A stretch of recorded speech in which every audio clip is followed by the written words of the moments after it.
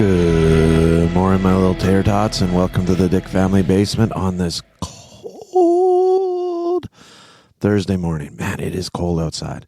Can't believe it's been so cold that Serafina's had been some basketball games canceled. It's been crazy. And I just don't even want to wake up in the morning. And I'm a morning person, and it's just too cold. And you're worried about your pipes being frozen. It's like this. So I've had this house. We've been living in this house for close to 20 years here, and never had any problems with freezing pipes or anything else like this. Like some people have a lot of problems. Last year, boom, frozen pipe. Okay, last year was a year of you know what, and it seemed like everything went wrong, including frozen pipes. So, of course, this year during this very cold time, of course, it never happened 19 years past, 1 year, and it was a very windy, cold day. We haven't had one of those yet as bad as last year, but it's been cold. But guess who's paranoid about frozen pipes? This guy. So, anyways, it's always fun having this kind of weather. I think I shared this with you a few weeks ago, but man, oh man, like, my forefathers probably came from really terrible places, terrible countries, lots of persecution, lots of violence, because they come here and they don't even mind the winter. They don't even complain. They think the winter's great, right?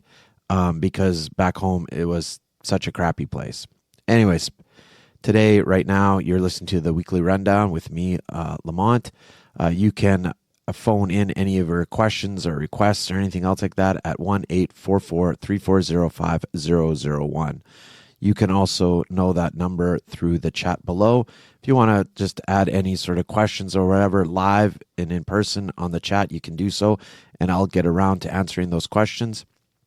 Or if you just like to send a comment or whatever, you can always email me. Just head on down to www.intheredeemer.com and I will answer them the next time around. Okay, so first and thing that we do every Thursday rundown is we go through sports. What a crappy Super Bowl. Yeah, the right team won. Okay, true enough, and they were dominant. Okay, that's pretty awesome. But I would like to see a game that I don't know. Like, it was in recent memory. It's been one of the worst Super Bowls, and there's been a lot of bad Super Bowls, but that's got to take the cake. Like, Kansas City didn't even want to play. I don't know what was wrong. And the halftime show, bad. Like, not morally bad. It could be that because I couldn't understand a word he was saying or anything else like this. But the dancing and everything else. Anyways, I was talking to a lot of people. Everyone, bad halftime show, bad halftime show. Then I stumbled upon this dude from Phoenix who said, oh no, it was one of the best super halftime shows ever. And then he went on to explain all the symbolism for about 15 minutes about the halftime show. I couldn't care less. If it takes me that long to understand what I'm witnessing, then it's just not worth it, really. Like, anyways, I can't say anyways. But I'll give you one thing about this year for football. I didn't watch a lot of football this year, watched a little bit, but it really got me hungry for more football. Like, I do really like football. So I'm excited about the spring football, USFL, and there is 2 semi-big arena ball leagues down in the States, and I think I'm going to, because they're free to watch, they're on YouTube or whatever, I think I will watch a few of those games. I think I might pick a team and cheer for them and stuff like that. So maybe I'll be watching some arena football, and you'll get the weekly updates. I think they start in March. I think USFL starts in March too. Anyways, no one wants to really know that. Yesterday, my Bucks and T-Wolves played, and the Bucks with no Giannis won by 2 points. The T-Wolves did not play well. They just did not play well. I don't know what's going on. I think they should have done some moves during the trade deadline. We'll see how it goes. This year, I'll just be happy if they get into the playoffs, really. Like, not the play-in, but the actual playoffs. I'll consider it a win. The whole Julius Randle experiment is not going well at all. I don't know what else they needed to do in the off season with Cat and everything else, but it's just not working. The Bucks look not bad. I think they'll okay. I'm one of the few people think the whole Chris Middleton trade was an okay trade. I think we need to shake it up a bit, go under the at least the second apron. It's like this. That's all. financial talk at Reddit, or no one really cares. But anyways, I didn't mind it, and the Kuzma looked good yesterday, like not bad.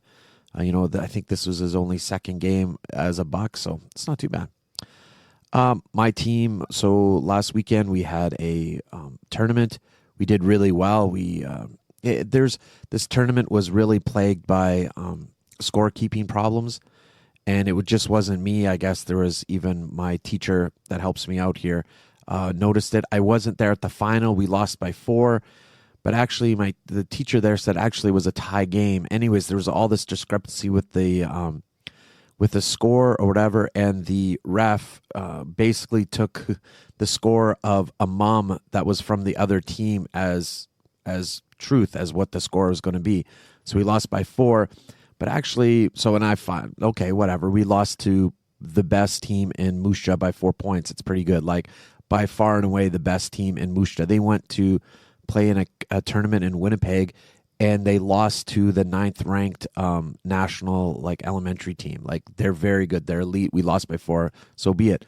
But anyways, to make a long story even longer, it was still kind of a bee in the bonnet of this teacher, and rightly so. So the ref the final game refed our game on Tuesday, and the teacher went and talked to her, and actually the refs apologized to her, saying she should have done stuff differently. In hindsight, it's done differently. I know this is just elementary basketball, but I do spend a lot of mental time and time period on this. So anyways, that all being said, we're doing well. We lost one of our players. He went to Korea for a while. We won't get him until basketball's over. So basically, we're running 10 guys strong. We should do well. I don't know. We've ended very, very strong. So we'll see what happens. Here's some news that are interesting to me. Now, this week I did not post any of the articles I'm going to talk about, because I'm not really going to talk about articles. I'm going to talk about two news items that everyone knows about, and basically just doing some editorializing, just basically giving my views. Some of them might upset you. If so, please leave in the comments. Oh, my music is on. Oh, sorry. Oh man, I can hardly. Sorry, everybody. I apologize for that. You can hardly hear me. Maybe that was a good thing. Who knows?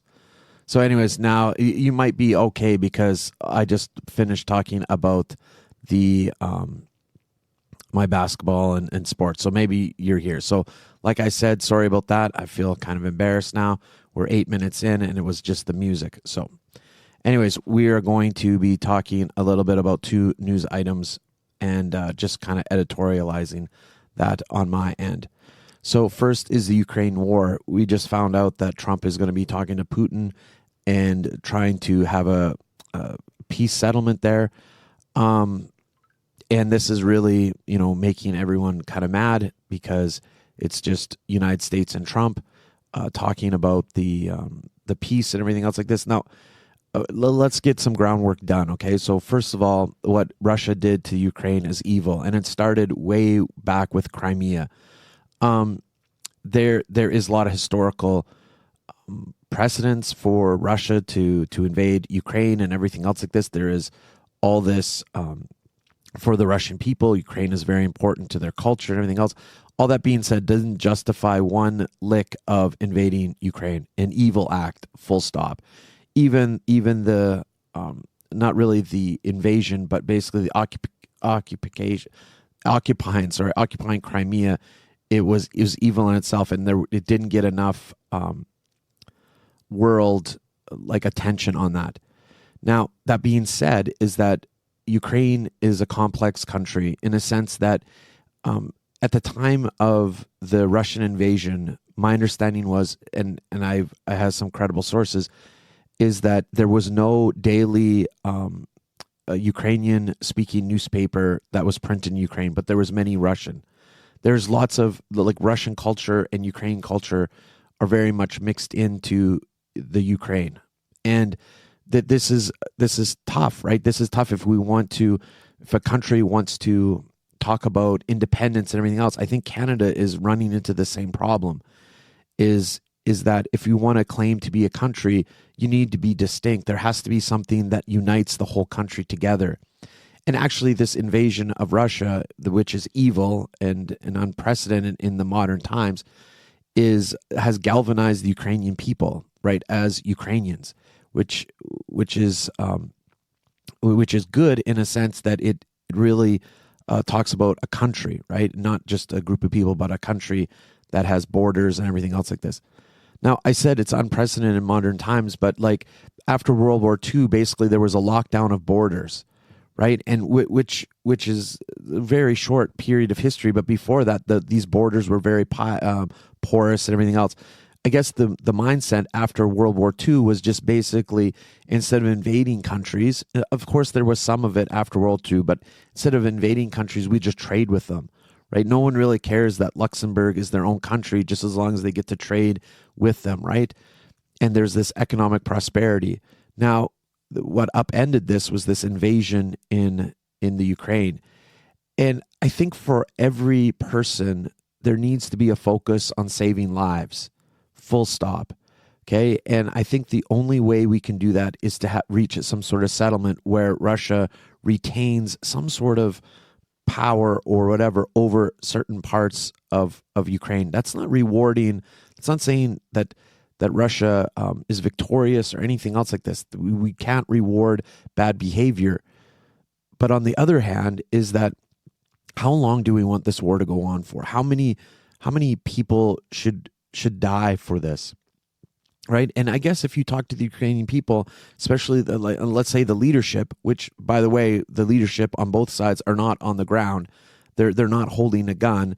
It is the citizens of those countries that are holding the gun, right? Which is very important to maintain. I think it's very important for us to really think about that. It is the people that are risking the most are not people with the most power. Okay. There's this power imbalance, which needs to be at least acknowledged. So we're in a situation where any outcome is going to be a bad outcome. And I think there needs to be a stronger push for some sort of negotiation to stop the war.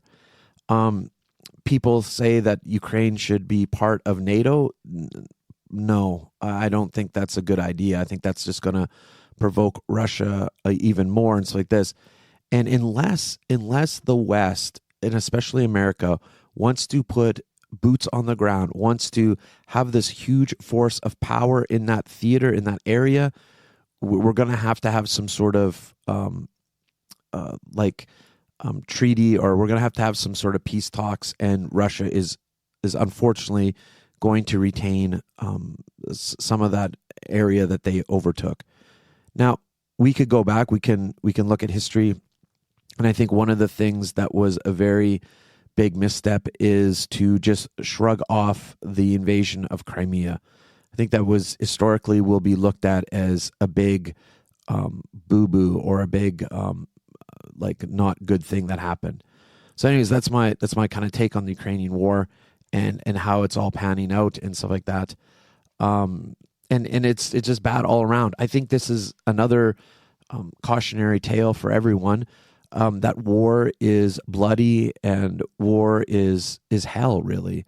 And when we, advocate for war or like violence in an area, whatever, we have to realize that people die.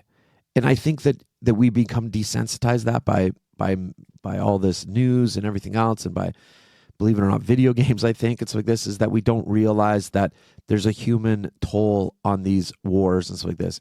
And wars happening all over the world. I just picked the Ukrainian war and stuff like this. We could talk about Congo, which we did last week.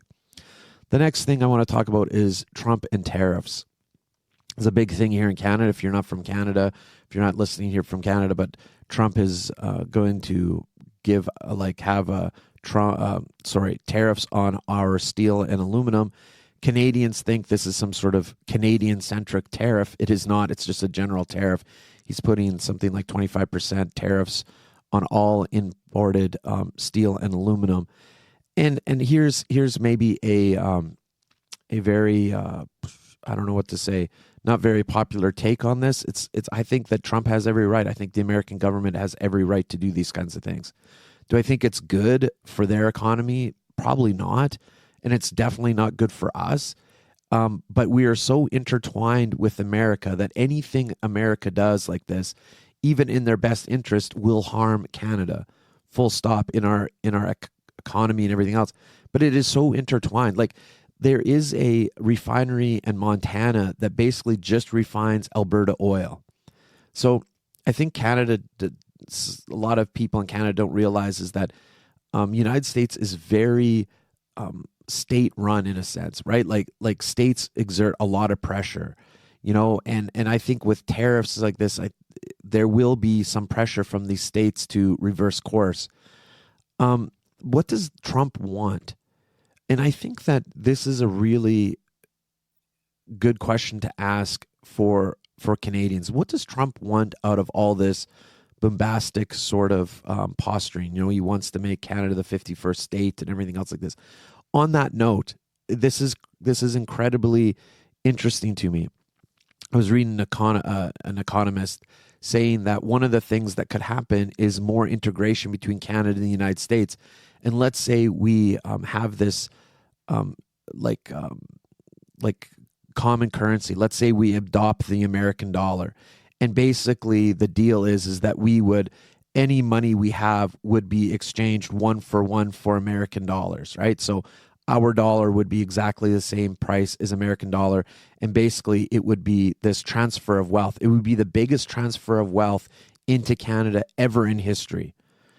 And you would think, oh my gosh, if that's the case, inflation's going to go super high in the United States and everything else. Like it'd be such a bad thing for the United States, right? This huge transfer of wealth.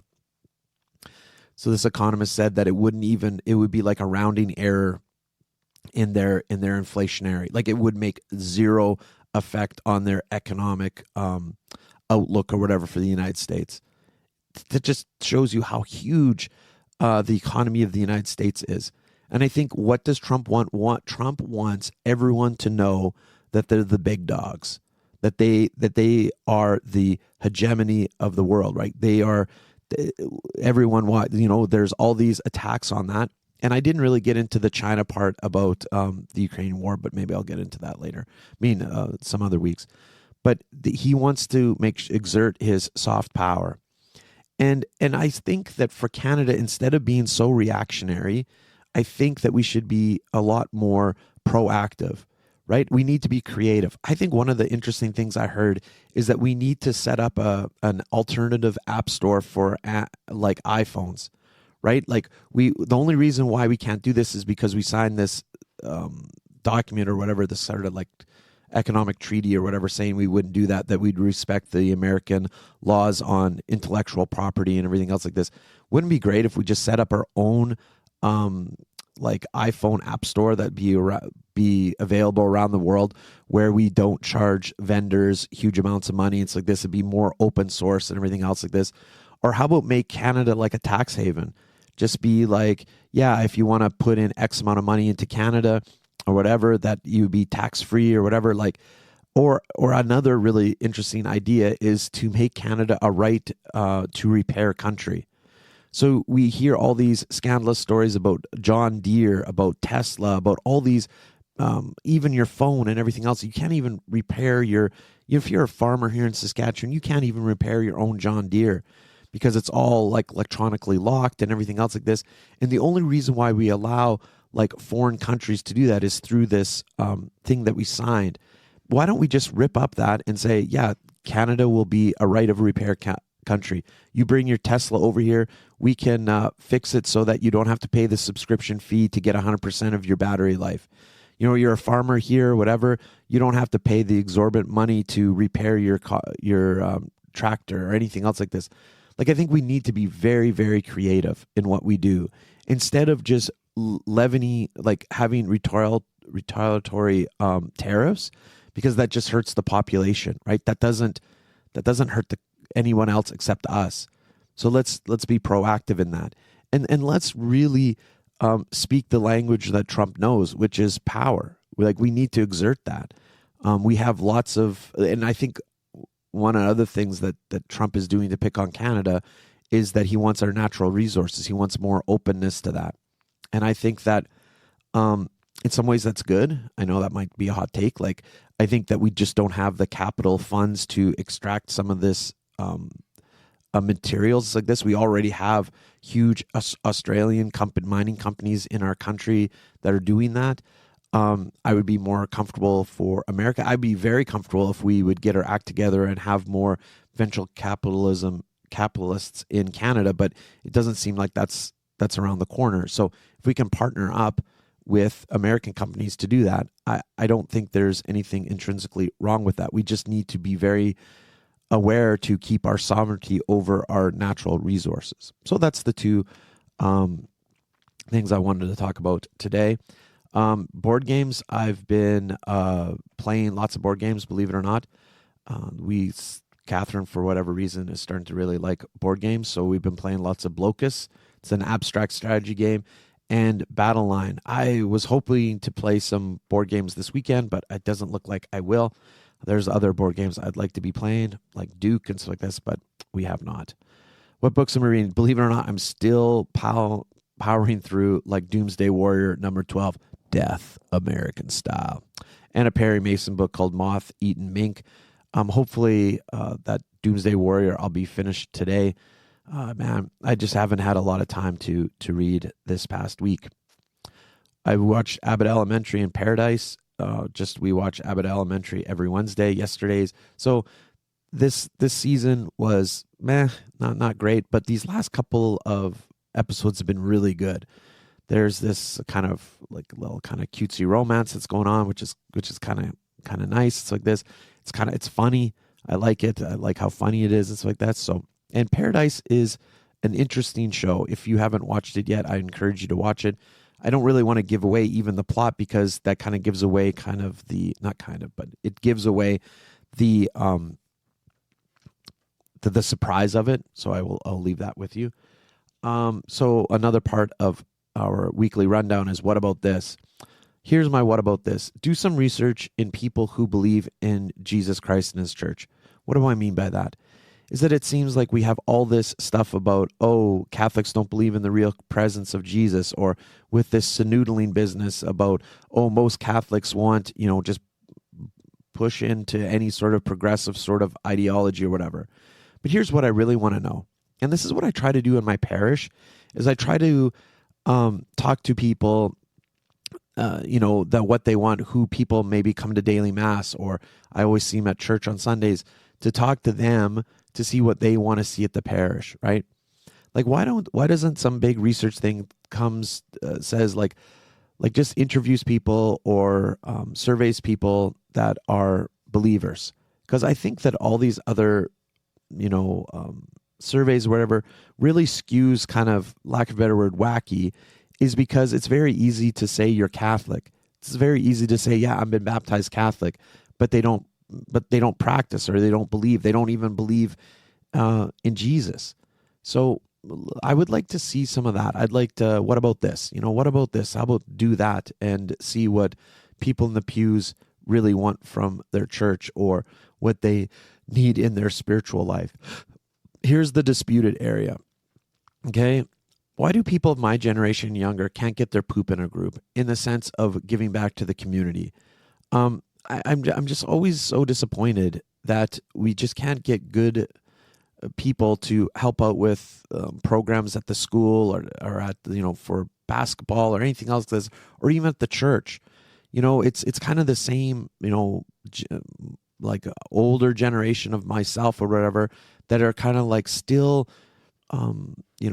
doing a lot of the work. Yes, of course, there is people younger that are doing great work and everything else. I'm not criticizing this. And I think that people of my generation younger that actually do a lot of community service and church service or whatever will agree with me. It's like, where's everyone else?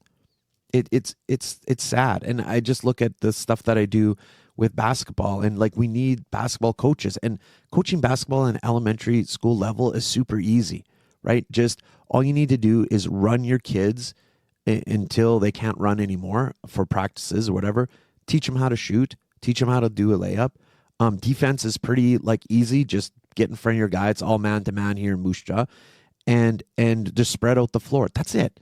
That's it. Now, some of you might think, "Ooh, that's a lot," but really, it's not. And I think that, yeah, I think that we need to step up. I think that, and I don't know why. Because every time I ask people, like, can you help me out or whatever, like this, and I don't, and I don't ask a lot of people. That's part of my problem. But one of the things I get is that people tell me they're too busy. Okay, and I use this excuse too. Okay, I'm guilty of this. But every time I think about that, I think about my grandparents, and you've probably heard me say this 100 times. My grandparents lived on a little shack of a house on top of a little hill in rural Saskatchewan. They were farming. My grandparents raised 10 girls, all girls, 10 girls. I want to stress that, okay? No disposable diapers, had to wash all those diapers and everything else like this. Fed everyone was healthy, whatever. And they always had time for other people. That was the most amazing thing. My mom would tell about people that would come over for supper all the time.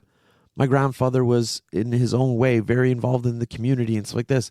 He always had time for other people, even though he didn't like other people. I'm pretty sure of that. And we just use this excuse. I always think of myself as that if I took all the time I had wasting time on the internet, like I could probably learn a couple languages, or at least learn English better, So anyways, here is my inconsequential hot take. It's kind of not an inconsequential hot take, but I was just really thinking about that. Is as we as a people overall are intellectually lazy, but we think we know everything. I get this a lot. Like, I think there's this sort of democratization of information, right? Some people call this the new Reformation, right? This new Reformation of all the knowledge, all the information of the world is at your fingertips or whatever, but it's making us stupider because we don't know how to interpret all this information, and we think that we are an expert on stuff. And yes, I do acknowledge that the reason for this is that experts in our world has totally lost any sort of credibility in our society, right? They willfully overplayed their hand. They were disingenuous. I think a lot of times it was wrong, if we talk about experts or the expert class, right? But I think the opposite of that is just as bad. Like, I really yearn, like last week was, let's make newspapers great again. One of the things about a newspaper is that they had an editor. And that editor, because that person, let's say an editor we used to have a daily newspaper called the Times Herald.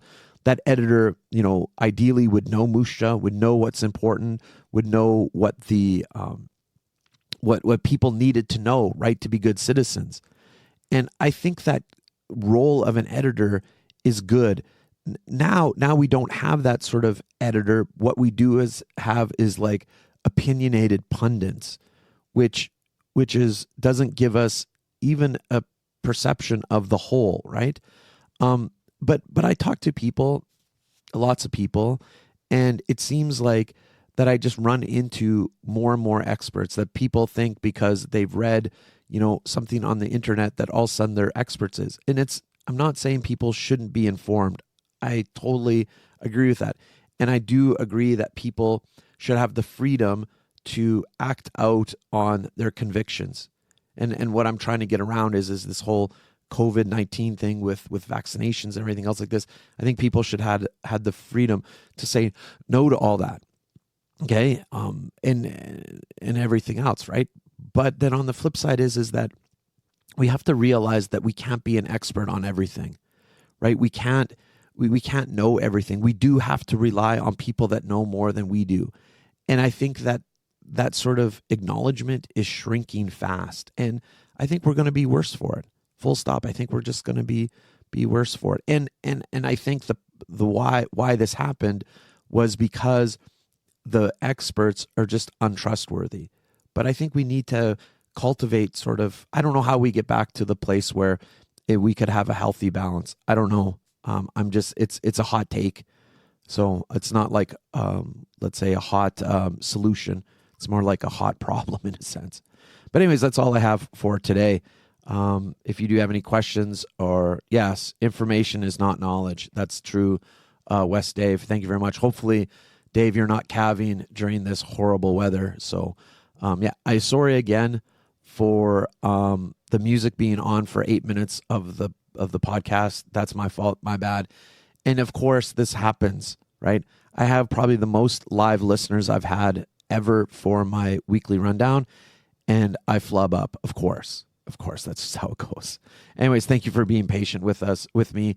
If you wait around for about 15 minutes, you can join us with praying the Divine Mercy Chaplet. Until next time, God bless. Have a great day, and keep it crispy, Tater Tots.